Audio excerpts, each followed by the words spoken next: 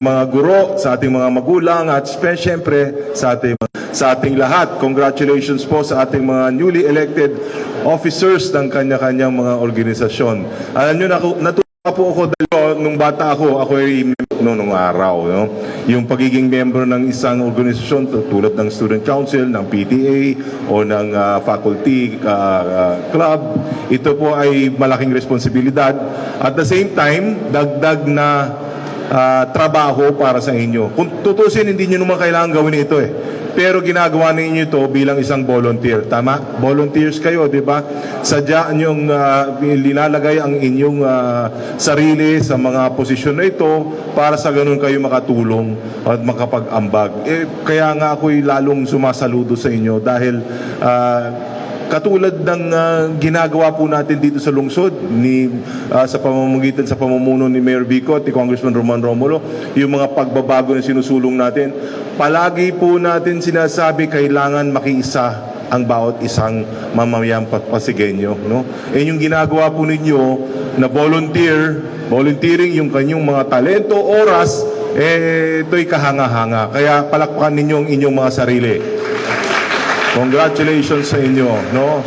Anyway, sa ating mga kabataan, no, alam ko may elementary tayo dito, may mga high school. Pero iba na nga ang hindi mo kailangan maging A student. Ha? Ang criteria ng Pag-asa Scholarship Program, simple lang. 30,000 below ang income ng inyong pamilya at kailangan po kayo ay Pasigenyo. Dito po kayo nakatira, dito kayo nagtapos. Siyempre, programa po ito ng city government, diba? Marami kasi nang sumusubok, yung pamangkin niya doon nakatira sa probinsya, pinapadala dito para subukan pumasok. Hindi po sila qualified. Ito talaga ay program ng ating city government para sa ating mga kabataan. Bakit? Dahil po sa mga malinis na pamamahala ni Mayor Vico Sotto, maraming pondo ang ating lungsod ngayon na pwede natin ibuhos, hindi sa politiko. Tapos na po yun dito sa lungsod ng Pasig. Binubuhos po natin ito para magbago at gumanda ang kinabukasan ng bawat isang Pasigenyo, lalong-lalo na yung ating mga mahirap na kapatid. Okay, so muli, ito ang panahon para mangarap, sama-sama tayo para sa mas magandang kinabukasan. Muli, isang magandang hapon. God bless us all and congratulations. Kamusta po kayo? Inaantok na po ba tayo? Opo, sabi ng mga bata. Opo. Huwag kayong mag-alala. Mga isang oras na lang po tayo dito. Nasaan po ang mga taga Dr. Sixto Antonio Elementary School? Ayan, nandyan po sila sa harap. Consi Volta, di ba? Taga ron ka? Ayan, alumni niyo po yan, si Councilor Volta de los Santos. Nasaan po ng taga Buting Elementary School? Nandun po sa likod yung mga nakapink. Buting Elementary School ba yan? Ayan. Nasaan po ang mga taga Buting Senior High School? Buting Senior High, totoong-totoo na po yung pangalan ninyo ha. Hindi na po Senior High School in Buting ang pangalan ninyo. Official na po. Sa tulong din ng Sanggunian, sa tulong ni Congressman Roman, Buting Senior. Para hindi na po mag-aalala yung mga alumni. Saka yung sa, di ba noon, sa yung diploma, pag lumalabas yung diploma, Senior High School in Buting, parang hindi maganda pakinggan. Ngayon, totoo na po, Buting Senior High School na po kayo. Last but not the least, syempre, sila po yung host natin sa araw na ito. Maraming salamat po sa mga taga-Bambang Elementary School. Pati sa mga teachers natin, maraming salamat. Pakisabi po kina Doc Sara, maraming salamat po. At napakainit po ng pagtanggap ninyo sa amin. Of course, binabati rin po natin ang mga kasama nating barangay officials sa pangunguna ni Kapitan Chief Rodel. Sir, mga kagawad, gandang hapon. Kumpleto po kayo, ano? Talagang welcome po tayo. Of course, kina Vice Dodot sa ating mga konsyal, kay Kong Roman. Narinig nyo naman po yung mensahe na ni Vice Mayor Dodot. Alam niyo, parang lumalabo po yung mata ko. Bababa po ako kasi di ko kayo masyadong makita. Dito po ako magsasalita. Aabot po ba yung mic? Yan, okay lang. Dito po ako. So mag-feedback yata. Ayan.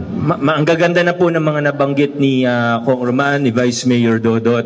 At alam ko naman po na bilang mga student leaders, bilang mga parent leaders, bilang mga faculty, staff ng ating mga paaralan, alam ko naman po na kayo yung kasama dun sa pinaka-updated. Ano? Kaya hindi ko na rin masyadong habaan.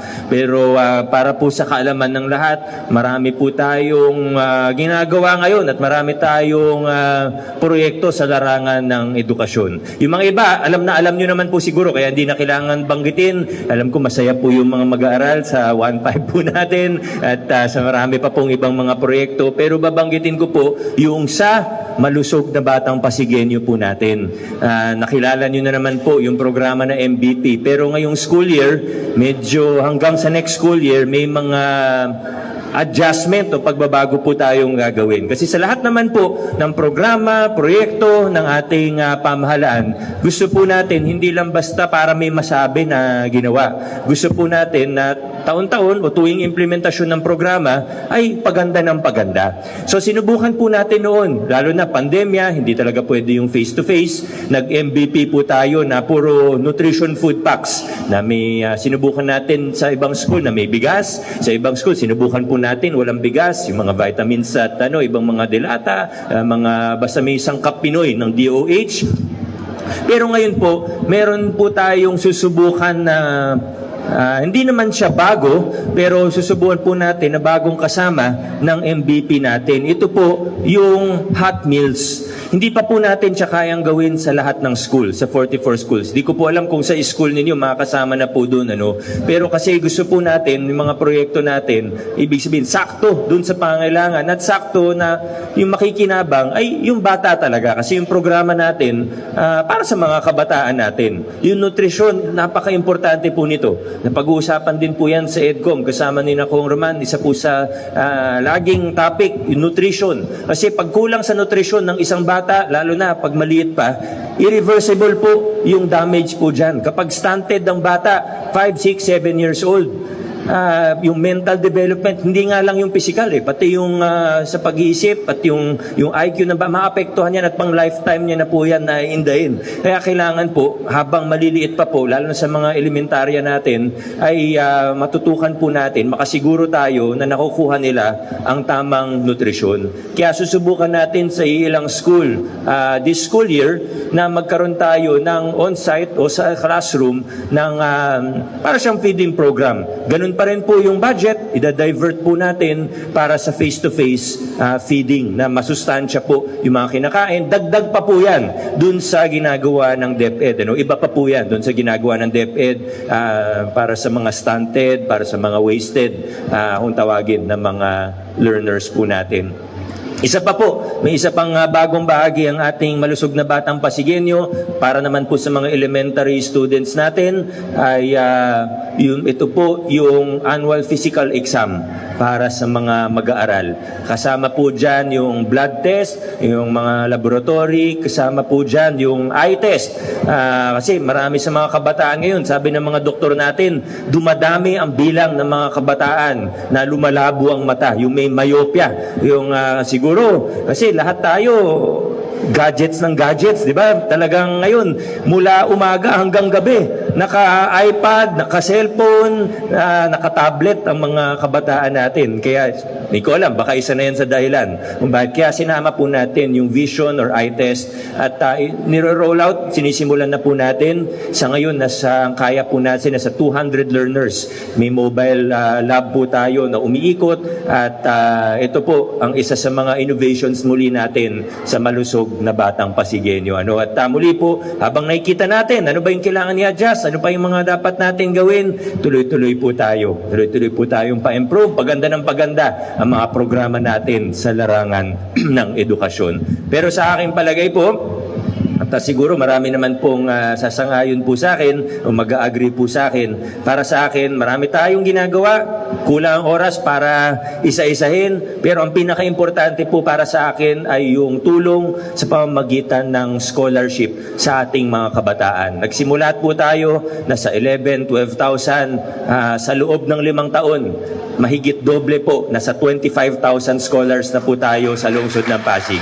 At hindi pa po tayo tapos dahil ang target po natin within 2 to 3 years aabot na po tayo kasi ngayon actually 2025 kaya na po natin yung 28,000 at gusto po natin hanggang 30,000 scholars po tayo sa lungsod ng Pasig. Kasama na po rito ang ito talagang exciting. Alam kong nakwento na ni Vice Mayor Dodot, pero tuwan-tuwa po kasi ako sa programa na ito. Sa totoo, naisip po ito ni Vice Mayor Dodot noong 2022, kaya agad po natin, diba, sa tulong ng Sanggunian, ni Councilor Cory, pinasa po yung ordinansa. Ngayon, na-implement natin yung Pag-asa Scholarship Program natin, yung PCC, yung Arellano Pasig, mahigit 1,000 scholars na rin po tayo doon. Full tuition po ang binabayaran po na ang sagot po ng city government doon. Hindi lang po siya basta kung anong scholarship. Sa katotohanan, hindi lang po tuition ang sagot natin doon. Halimbawa po, pag nursing student, alam natin, kulang na kulang ng nurses sa buong bansa. Sa nursing, pati po yung related learning experience o RLE, na kasing mahal po yan ng tuition. Sagot din po ng lokal na pamahalaan para talagang dire-diretso ang mga estudyante po natin. At every year, dumadami po ng dumadami kasi ngayon, bale, second school year pa lang po ng Pag-asa Scholarship Program. Of course, yung pamantasang lungsod ng Pasig natin, pa-improve din ng pa-improve yan. Pero kaya naman po natin binuo yung Pag-asa Scholarship Program dahil aminin natin, hindi naman lahat ng high school graduate na gustong magkolehiyo ay nasasalo ng PLP. Kahit pumapasa po yung iba, talagang puno na. Wala tayong magagawa. Alam nyo naman tayo sa lungsod ng Pasig, winawakasan natin yung sistema ng palakasan. Wala pong singit-singit, 'di ba? Kahit sabihin mong kaibigan ko pa 'yan, kamag-anak ko 'yan, pag lumapit sa akin, hindi na isama sa ayos at tama na politika at paggugobyerno. Kaya sinimulan natin ng 2019 at swerte po tayo dahil pagpasok ni Vice Dodot noong 2022, ginawa po nila, inordinansa po nila. Kaya Team Elementary Learner Government do hereby solemnly swear that I will faithfully discharge